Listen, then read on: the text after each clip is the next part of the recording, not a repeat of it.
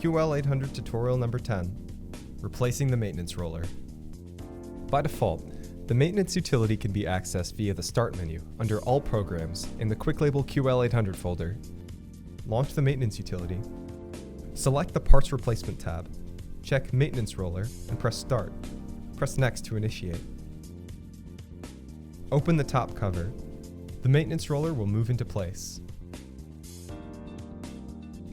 Using protective gloves, remove the old roller by pressing down on the roller with both hands and then pulling towards the back of the printer on the right side.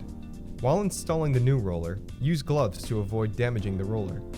Make sure the roller is aligned properly by starting with inserting the gear side of the roller, pressing only on the plastic edge on the other side. Fully insert the new roller and push it forward until it clicks into place. Select Next on your computer.